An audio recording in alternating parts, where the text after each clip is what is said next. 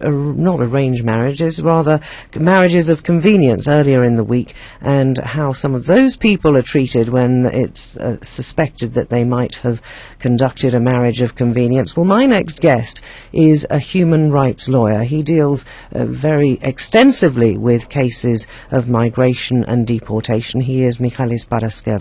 Michalis, thanks for joining me. Good evening to you. Good evening. Thank you very much for having me. First, tell me how you got into the field of being a human rights lawyer. Was it something that you thought you might go into when you were studying to qualify?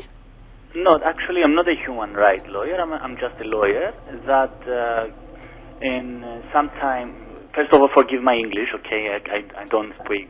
Listen, your English is just fine, and a lot better than my Greek, so off you go. Okay.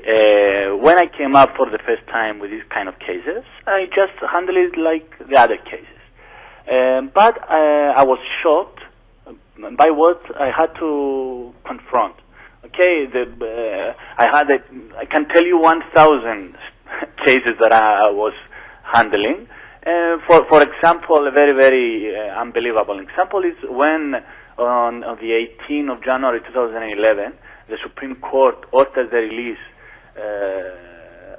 for an asylum seeker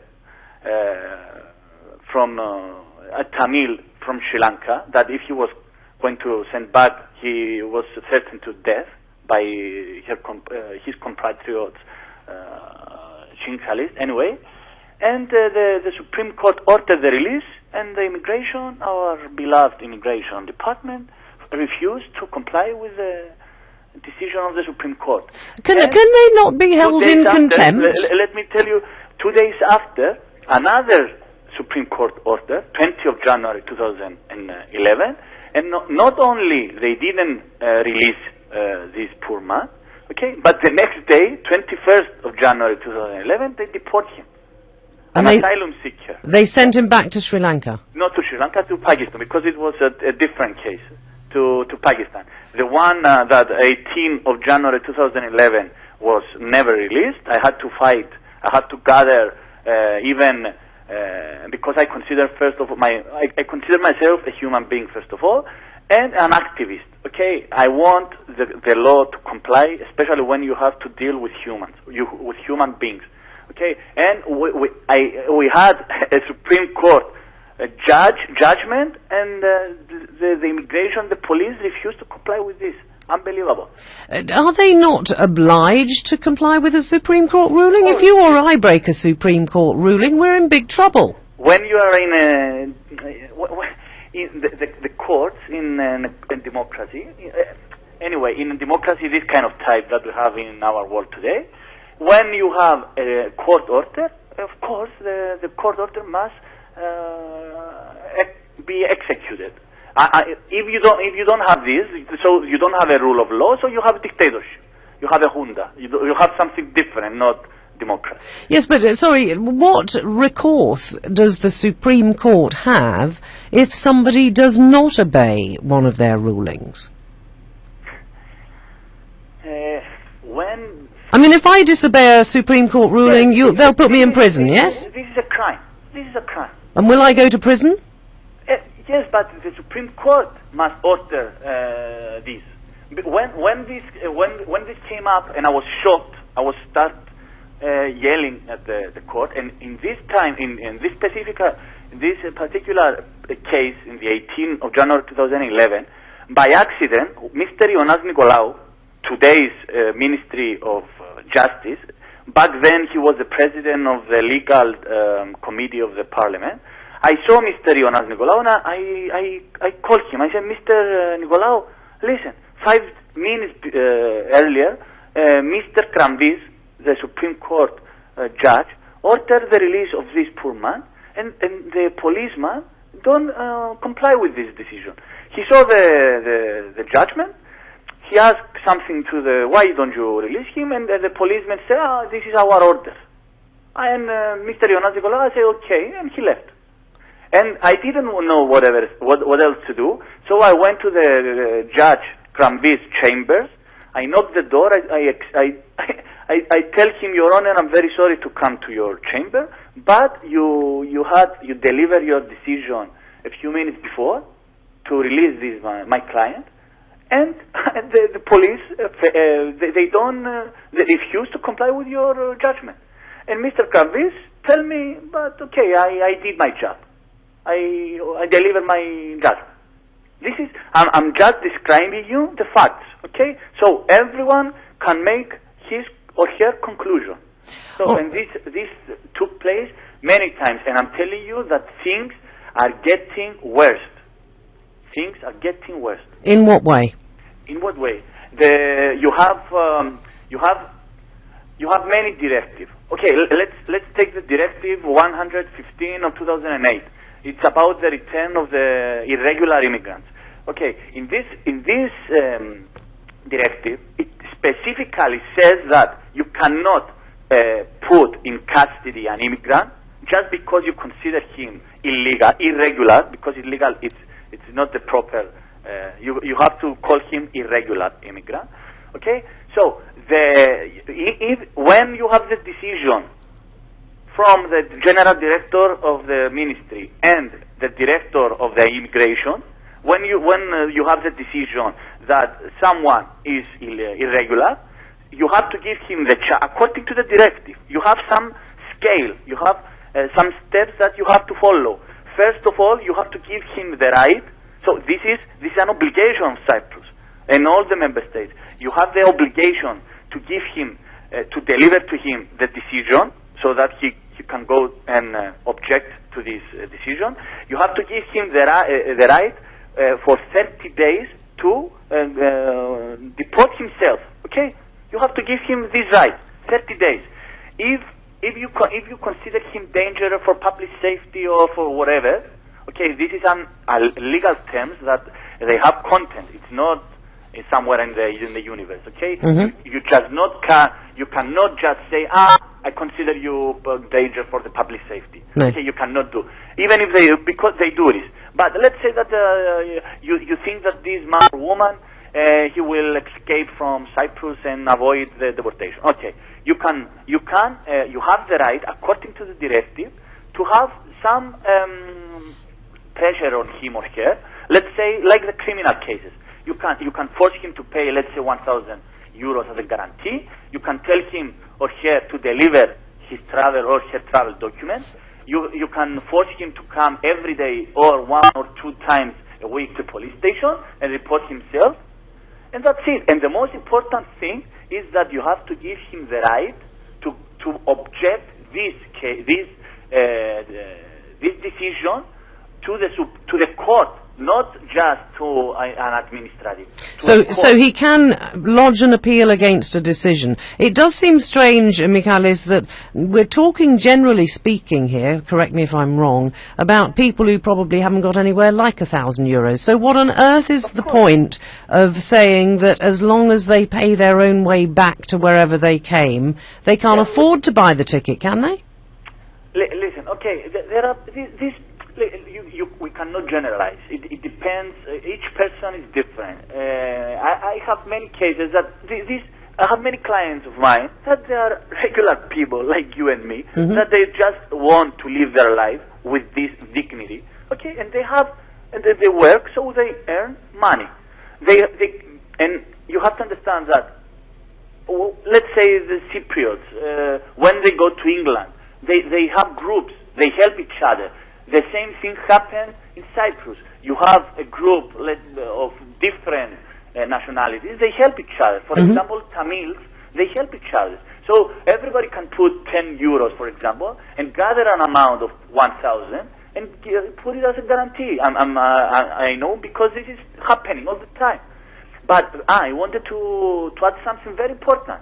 According to the European Directive 115 of 2008, you have to take under consideration, first of all and above all, the interest of the child or the children. Well, I wanted to come on to that because there have been several cases reported in the papers recently. That the custody, in order for an irregular immigrant to be in custody, there are 3 very important decisions from the ECJ, from the European Court of Justice, very recent cases.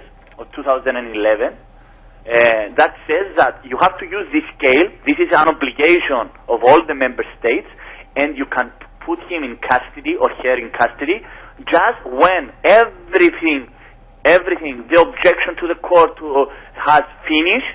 There is no other, he has or her, she or he doesn't have any other right to stay in Cyprus, let's say, and you have the right to deport him, and you can put him in custody just for a few days so that to prepare the deportation. What is happening in Cyprus is that they just say, you are irregular, and then let's say that the police find you in the street. This is what actually happened. There is no even a decision from the general director and the director of the immigration department. There is no such thing. Let's say that a police, an ordinary police, find an immigrant and ask for his or her documents. Let's say that the immigration says he's illegal. The same day he will be put in custody, and the same day he will be delivered the decision. But in any case, the 100% of the cases is that they just put them in prison. That's it.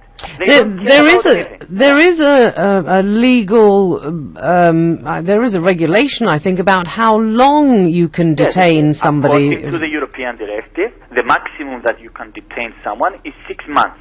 And there are two exceptions, according to Article 15 of the directive. But the maximum is 6 months. You cannot detain someone for more than 6 months. You can detain someone for more than 6 months when this person does not he doesn't work, he doesn't cooperate with the immigration for his or her deportation. Mm-hmm. I don't know if I that's right. Tell it correctly. And when the immigration department expects some documents from abroad. This is the only two exceptions. But what I have a client that he is more than 19 months. The European directive set a ceiling, maximum, the maximum, but the final maximum, 18 months. I have a poor client, and I can tell you, and the most important thing, this is what I'm going to tell you, is that this is the most important. According to Article 19 of the immigration law, it's not a crime for someone to you cannot put in prison someone just because his visa is expired.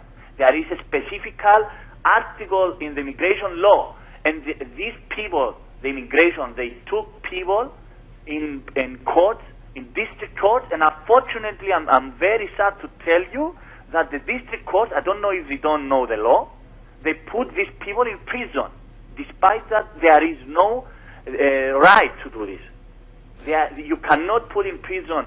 It's not a crime that you can put someone in prison just because he is illegal in Cyprus. But what the courts do, they put them in prison. And I challenge this 3 times to the Supreme Court, and unfortunately, I'm very sad to tell you that the Supreme Court, I told to the judges, Your Honor, they didn't have the court, the district court, in 2 cases. The district court in Limassol, the district court in Nicosia. I don't know if they didn't. I don't know why they did this. But according to the law, to the immigration law, you cannot put in prison just because his visa or her visa is expired. Okay. But despite that, they put them in prison.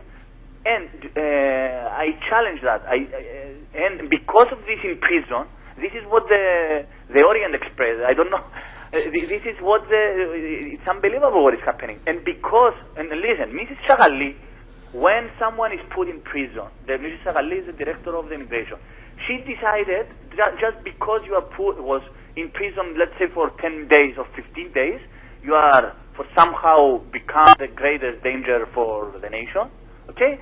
And Mrs. Charalambous, with the general director of the ministry, used to be Mr. Ashodis, now he moved to the labor ministry. They ordered, just because you were put in prison for an illegal reason, so they used what they did illegally, And they say that you have to deport because you was put in prison. I don't know if you understand. Yes, I think I do. But the worrying thing, you mentioned children who are caught up in all of this, Michalis, and there have been some very worrying cases recently of children who've been separated from their parents because the parents have been deported. What happens to the children in these cases? Because that is against what little I do know of all European family law. I have one case that the mother, a European citizen, was arrested illegally in front of her child. The Commissioner of the Protection of Child issued a very catapult against the immigration. 6th of August, this poor girl, 23 years old, the mother of a child under 3 years old, she was arrested in the immigration department, and the father came to take the child. They put her in prison just saying that it's a marriage of convenience. The poor father, a Pakistan national, he didn't have any other choice rather than to have a DNA test, even if he didn't have the obligation to, because the birth certificate of Cyprus Republic considers him to be the father. So it's unbelievable that there is a legal document saying that this man is the father. So you have to object to your own decision, because Cyprus Republic is one. It's not the Department of the Immigration and something different than another department. You understand what I'm... So, and this poor boy was forced to pay for a DNA test. He succeeded to the DNA test. The DNA test committed that from the Genetic Institute in Cyprus proves that he is the father, and not only they didn't release the mother, but on the Saturday of 2 of November, he was arrested too. And I went to the immigration department 11 o'clock in the night. You have 5 policemen there, arrest the big terrorists. And the officer there tell me, hey, Michalis, where is the child? We have to... And I told him in his face, listen, I don't trust you. You are telling lies. I don't believe you that you care about this child, you or your supervisors, I don't know who are they. Okay? So don't tell me that you care about the child. You arrested the mother, you arrested the father, you dare to tell me that you care about the child? Okay, and the child now, by luck, only by luck, is with his uncle. Because the brother of these... Well, he's lucky he's got an uncle here. Yes. Well, it's very worrying, Michalis, that this seems to be routinely going on day after day, time after time. Yeah. We will hopefully next week be talking to the Commissioner for Children's Rights on our programme, because it is International Children's Rights Day next Wednesday. So I'll be talking, I hope, to Lida Kursumba. We'll bring some of these things up then. It has been a pleasure talking to you, and the very best of luck with your continued work. Thank you very much. Thank you. And that is Michalis Paraskeva, who is, as you could hear, a lawyer dealing very greatly with human rights and so on, and with deportation of migrants. So we've still got our computer news to come, and that's coming up before... No, we'll have a little piece of music in just a moment. Let's just...